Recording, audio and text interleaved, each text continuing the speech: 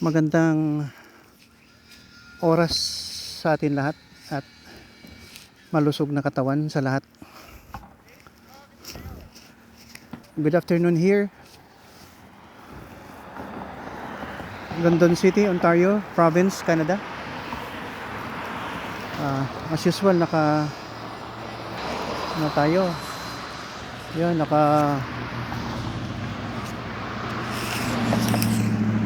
winter clothes, winter jacket dahil na malamig sa labas. Ayan, winter dito sa London City, Ontario Province, Canada. At saka winter nga dahil siyempre pag Christmas dito malamig, January, February, winter eh. Kaya malamig ako, may allergy ako sa cold kaya full face mask. Tatlo yung aking bonnet. Isang tube, isang full face mask at saka isang normal na bonnet. Akala ko kasi umulan kaya itong isa reserve para sa ulan. Ayan. So hindi masyado umulan. Ito lang muna. Ipagpatuloy natin December 4, 2023. Ipagpatuloy natin ang topic natin doon sa kanina. Yung December 4, 2023 natin na episode. Nag-live ako doon sa Realty Magan MD. Yun. Tapusin natin, Kung pwede, tapusin natin ng gira. Wala naman ako ibang business at saka patunay na mapakay, kundi ipagmalaki po natin na ang Holy Bible ay tama, Old and New Testament. Hayaan mo na muna yung mga monotheism na one God sila. Importante walang terrorism, kahit na paano mawala na yung hate, wala na yung killings, kung sa Bisaya pa, religion nimo pero mudaog-daog kag laing tao, edi sayop na. Okay. Naata diri sa morning kanto nga mo agihay. This is the place where I pick up my granddaughter. Dito lang yung bus stop. Yan. Bus stop dito. Ayan ang bus stop. Kaya dito tayo sa wala nang dahon na kahoy yung vlog spot natin. Kaya yun, dito tayo magsalita. Hindi natin to titigilan habang buhay tayo, so that we can connect this statement with other preachers, mga pari, mga pastor, mga missionaries, mga students mga students sa Bible School. See? Na tinuturuan maging tunay na anak ng Diyos. Tayo lahat sana dapat. Walang kung sino diyan na mas mahalaga pa kaysa tao. Yung as if that you occupy the upper room, na you have the right to proclaim that you own the world. Your group own the world or owns the world. Your last and final prophet ang ating i-follow, na marami namang mga discrepancies na sa preaching niya. Kaya talagang ako ay really strongly opposed the holy book that they created. Sayang nung maliit pa ako, nung narinig ko may Holy Bible, respeto ako. Nung may narinig ako may another holy book, wow, may holy book ang ganyang tribo. Kaya lang nakita ko na parang may gira. May gira. Kinakaibigan ka, maya maya pinatay ka. Adi traitor. Kaya umiba ang aking pananaw. Then I tried to discovered the reason why. Kaya pala, may mga write-ups doon ng mga scholars na hindi maganda ang pagkasulat. Isinunod naman ng 1.2 billion na mga tao. Mabuti maging nominal na yung mga 900 million nominal na parang gusto lang nila may freedom sila. May democracy din, hindi yung brutal na talagang terorista, parang animal, tao na sana pero wild animals pala ang ugali. So may diferensya yung ginawa niyong Holy Book, sir, lolo. Palitan nyo kung may mga scholars dyan, ayusin natin yan, i-edit natin, i-omit na natin yung mga katarantaduhan dyan. May mga ano pa kayo may mga sinasakop nyo pa yung mga babae na pinatay nyo yung mga lalaki. Ano ba kayo, butakal? Are you like boar? Parang animal nga kayo So hindi maganda. Kaya ito paulit-ulit to. Salamat sa nagtutulong. Ayan, may like na sa atin, may nagagamit na sa ating turo, ating mga lecture dito na yun, nag-i-invite na sila ng may nanonood. Salamat naman, mag-invite din kayo ng halos lahat o i-share nyo ito sa mga kaibigan nyo na close to you na hindi the same ang ating religion. Magulo kasi ang religion no? May mga mayayabang, hindi may iwasan hindi may iwasan. Pag may religion ka, akala mo tama na tayabang, ikaw ng intercessor. Iba-iba ang tinuro, imbes Jesus Christ ang concentration natin, iba-iba ang tinuturo. Di ba? It was prophesied na God will become flesh at maging Messiah na Savior ng mundo. Isinulat yan sa Old Testament nandyan lang yan kahit sa Torah mayroon yan kaya lang denied nila ayun. Kaya itong kunwari isa lang ang God nila na si Jesus Christ ay prophet lang, mali yun. Naniwala naman kayo nga si Jesus Christ galing sa Virgin Mary. Kung virgin yun, walang amahan yun, di Holy Spirit, di God siya. Di ba? Kaya ang gulo-gulo ng ano nyo tapos kalabanin nyo pang Diyos, rebelde kayo. Your revenge dahil Jewish woman yung nagpoison sa ating lolo na last and final prophet ko, no? Di kasi may revenge yun, Chong. Kahit na ngayon sabihin mo you wipe out that group, may mga kamag-anak yan buhay. Not unless siguro kung you switch on your nuclear bomb, kung mayroon kayang tinatago, then why don't you do that? Para lahat tayo lahat tayo alis na ng mundo, na parang hindi tayo compatible sa mundo because you hate certain kind of people. Yung Jews hate nyo, Christian hate nyo pa rin ang mga infidels. Hindi kayo once you point a finger, one finger is pointing at them, yung tatlong finger pabalik sa'yo. Di ba? Mag-aral nga kayo ng tamang pag-iisip. You discern properly what is said in the Holy Bible. Idat yan. I-discern nyo lahat sa Psalms and Proverbs. I-discern nyo yung mga verses sa Holy Bible, sa Old Testament, na nagpapatunay na there is God. There is loving God. The God is strict but not brutal. Because God is a forgiving God. Kaya nga, ang pare pag nakikinig ka sa kanyang preaching, homily, sabi niya magpatawad tayo. Dahil yung Ama natin nagpapatawad. Same as true with the Christians. Magpatawad tayo. Do not be so harsh with the criminal mind. Ano ba yung God nyo, criminal? Loving God dapat. Kaya when I started to research ko, wala akong mga medium na platform, walang media platform, mahirapan tayo mag-explain. Ito, may YouTube, may Facebook. I hope na gradually you share this one, and you yourself siguro gumawa din kayo ng ganitong pangangaral. Hindi lang ako, kasi ako wala akong ginagawa ito pasundo-sundo lang ng apo ko dito sa bus stop. At medyo retired na rin. Nakakapagod mag-anesthesia no? Sa main aming livelihood. Yun, nakatulong yung anesthesiology practice ko dahil I was able to earn money.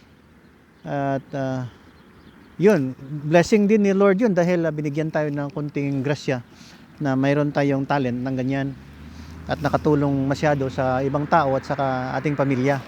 Ganun lang din sana ang gagawin nyo na maliban sa trabaho nyo, yun, you start evangelizing others. You start talking to yourself. Iparating nyo ito kasi not all the time na I am in front of you, you were in front of me, and we cannot be all together all the time. Ito, pag nakita nyo ako, i-share nyo ito, itama naman na somebody is talking for you. Ako. And then siguro kung mayroon ka ng mga video lagyan ng ganito, mga video talk ng ganito, TikTok, TikTok, edi i-share ko rin.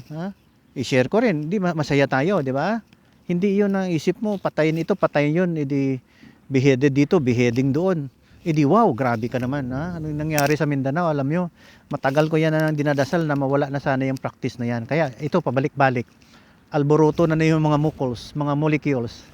Alboroto na naman, Alboroto na naman dahil nagpapasikat. Chong, hindi ako maniwala sa Diyos mo, Chong.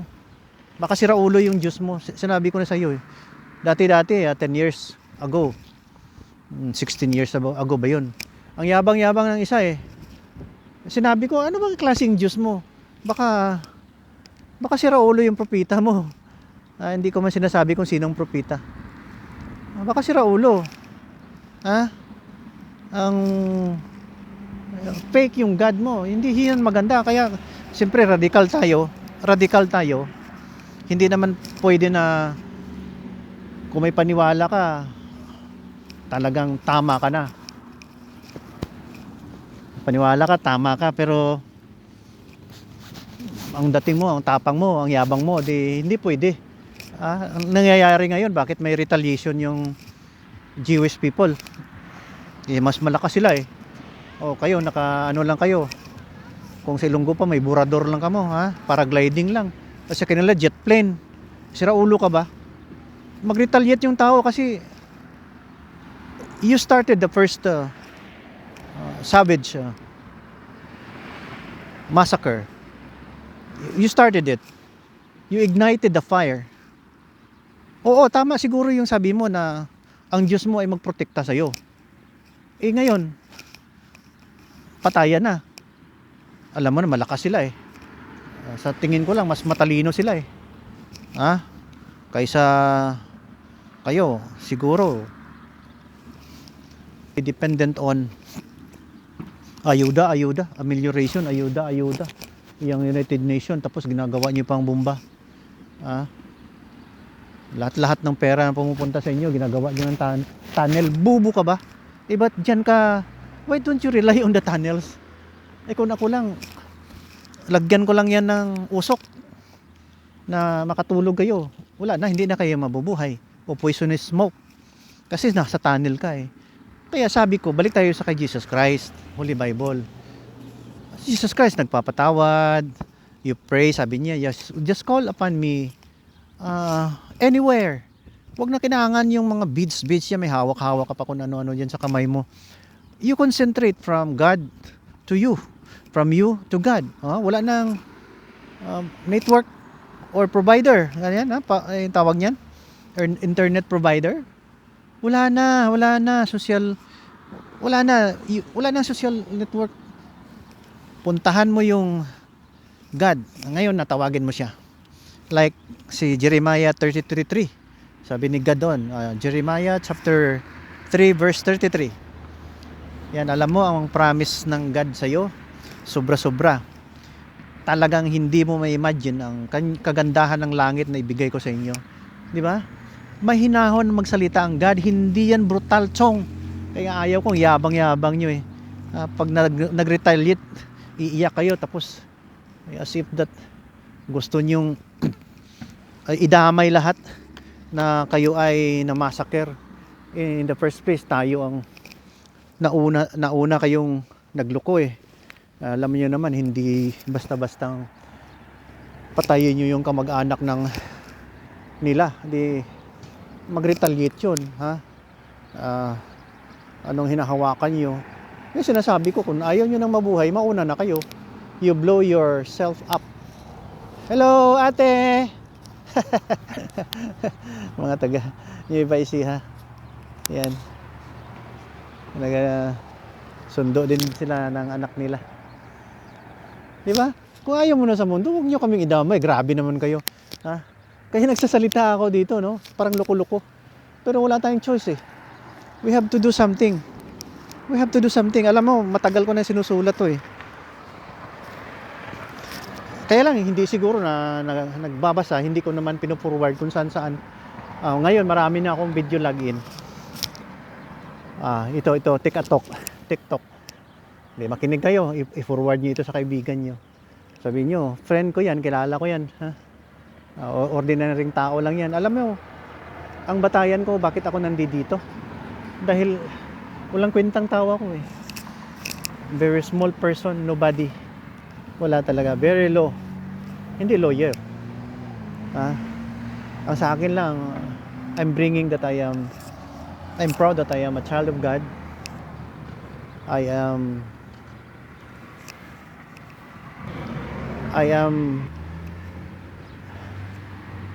the simple child of God na nobody is backing me up or nobody beside me or support or ang tinatawag niyan, somebody is behind me na may armas o malaking pangalan.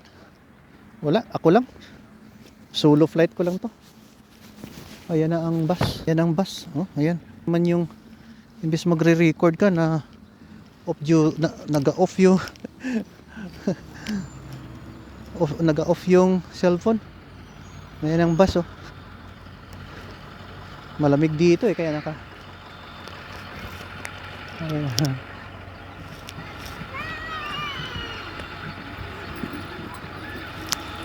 Oh, ate. Yeah, very cold. Huh? Oh, bless. Can I sit? Okay.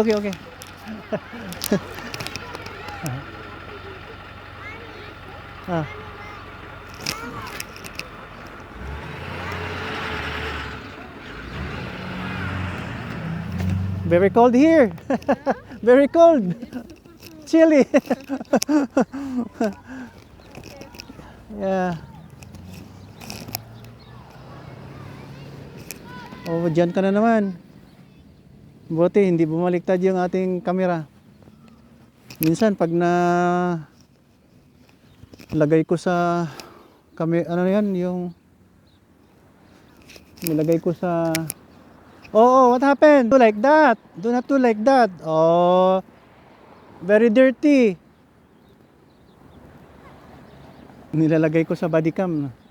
Oh, camera eh, kaya yung katawan ko ang pinufocus dahil mahiya naman tayo dito na kuha ng video sa mga tao. Kaya nakalagay dito sa ating baro yung carabiner clip. Yan, yung apo ko naglalaro eh. Ayaw pang umuwi. Ayan. Ayan. Masaya dito eh. May apo, maya wala na kami dito. Ewan ko anong mangyayari. Siguro si Mrs. malulungkot eh. Yan, yung apo ko oh. Naglalaro eh. Do not run ha. Going down, do not run. Ha? You might fall down. Okay, bye-bye. Hanggang dito na lang tayo. Ha? Yung apo ko eh. Ayan, yung sinasabi ko, pag umuwi ka ng Pinas, wala nang ganito. Adjust sila ng schedule nila. Adjust sila. Siguro, yung maliit na bata, ang kapatid nito, dalhin muna sa workplace. Ganun, no? Kung ano-anong mga style nila. Kaya kailangan natin mga lolo. Di ba maganda kung may apo? Ang descendants natin, dapat paramihin natin. Yung descendants na mabait, nandito tayo sa kanila para mag-guide na ganito ang ginawa ni Jesus Christ. Ha? Ito ang Boy Scout na maganda. Yung Boy Scout law, yung mga sa mga Boy Scout, hindi ko alam Girl Scout eh. Sabi ng Girl Scout, Boy Scout eh, trustworthy, loyal, helpful, friendly, courteous, kind, obedient, cheerful, thrifty, brave, clean, and reverend. Pag brave ka, huwag ka naman magtapang-tapangan yan. Eh, mali naman yun eh. Huwag kang halin tulad sa sinulat ng mga scholars natin na projecting din na Prophet M. Lolo natin yun eh. Kasi kay Abraham din galing yun. Magkapinsan-pinsan lang yan sila ni Isaac eh. Magkapatid. Lahat ng mga descendants yan, isa lang yan. So yun lang ang maiabot ko sa inyo. Yung mga bata, ayusin mong magdisiplina. Ha? This world is not for us. Ha? This world is not for us. Di ba? For the children, kasi nandito tayo, we guide them. Ha? Through the preachings of the Holy Bible, then the life of Jesus. Kasi pag na-review mo yung Biblia, ang ganda-ganda. Makinig ka nga sa homily ng pare. Ang ganda. Ang ganda, puro righteousness. Talagang there's no space to commit sin. Sa mga pastor doon sa Davao, sa Chinese Baptist Church, mayroon Nara, Davao City, Alliance Church sa Nara Street. Dito sa Manila, Christ Commission Fellowship kay Pastor Reverend Peter Tanchi. Sa internet, sa YouTube, si Pastor Dr. Pastor Reverend David Jeremiah. Ayan. Sa maraming mga marunong mag-preach dyan, si Pastor Ed Lapis. Locally, doon sa Surala, si Pastor Ernel Galyasa. Andito na yung preacher sa Barisingko ng Banga, sa Alliance Church, si Pastor Jong. Andito na sa Toronto. Gakal, wala na siya doon. Nandito sa PACT, Filipino Alliance Church of Toronto. Mula doon sa Banga, South Cotabato. Nandito na. Makinig kayo sa mga pastor, mga evangelist, yung homily. Gusto ko sana sa Catholic. Kaya lang, maikli lang homily. Gusto ko, pag upo ko, homily lahat. Preaching about, kasi may mga rituals. So, parang wala akong patience sa maraming rituals kasi sabi ni God, ako lang God eh. Walang Holy Father na iba eh. Pag sinabi mo Holy Father, only in heaven. Kasi pag may Holy Father sa mundo, wala, makatao lang yan. Ayan, promosyon ng tao yan, maka-boost ng ego yan. Magyabang tayo niyan na tayo na ang parang intercessor. Parang ginagawa yun ng mga prophets na nakatanggap ng theophany. Kunwari, naging prophet. They declared themselves to be a prophet. At makasalanan din naman. Practice nila yung, marami dito, may Pinoy dito eh. May kaso eh, may Indian. Hinahalo nilang righteousness and lasciviousness. Oo nga, tao tayo eh. We will be tempted talaga pag flesh. Kaya ang prayers natin ipalayo unta sa mga panulay. Sabi ng prayers natin sa Our Father, deliver us from evil. Evil yan eh. Evil yung intention eh. Kasi kung may mali tayong ginagawa, nababasa ng God yan. Huwag niyong ipasa doon sa infidel sa stage. Kayo mismo, are you not committing sin? Ayan. Di ba? Sa tunay lang. Halika na. Come on. We go now.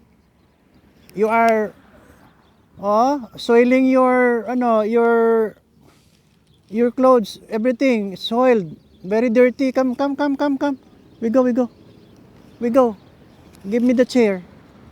Do not cross, wait for me because I'm gonna fix the chair in beside my body.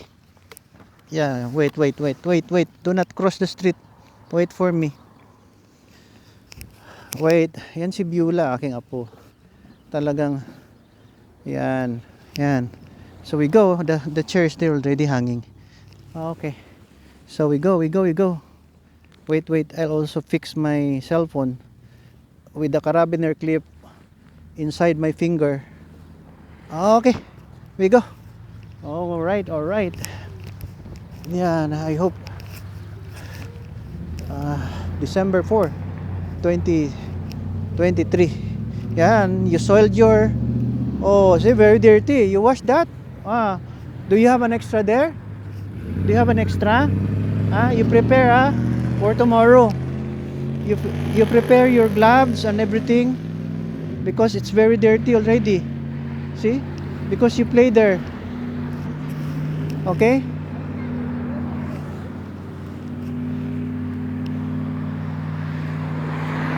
You ask mama to get you another pair of gloves. Oh, very dirty. Oh, may I see? Not too dirty. Not too dirty, but it's very dirty.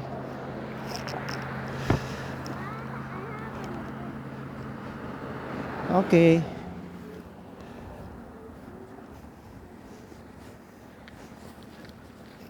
Yeah, babay na. Sana nakinig kayo. I-share nyo lang to. Wala na tayong ibang pakay nito. Yun lang, share natin yung buhay ni Jesus Christ na tunay. Sana hindi naman masakit ang loob nyo pag sinasabi kong ganyan. Kasi i-discern nyo naman kung anong dapat kailangan. Kasi kung promote mo yung gawa ng tao, hindi maganda. You must be humble na lang. Pasalamat nga tayo, buhay tayo ngayon eh. Very able to talk, see around, look around, appreciate the creation of God. Lahat kayo, lahat tayo, lahat nito makikita nyo sa paligid, gawa ng Panginoon to. At walang tao na makadala niyan sa libingan. Definitely, tapos tayo lahat dito sa mundo, totoo yan. Kaya ako, handa na rin ako. Kagaya nyo, pag tinanong ko kayo, pag namatay tayo ngayon, saan tayo pupunta? Yun lang. Saan ka pupunta? Ako sigurado ako kung hindi ko claim yan. Kini-claim ko yan, palangga ako ng Ginoo. Palangga ako ng Diyos. Wala na yan, non-negotiable talaga yan. God loves me, I love God. I serve God. At saka siyempre may kasalanan din tayong ginawa eh. Dapat maghingi din tayo ng kapatawaran. Okay? Salamat sa panonood. God bless you. Next time.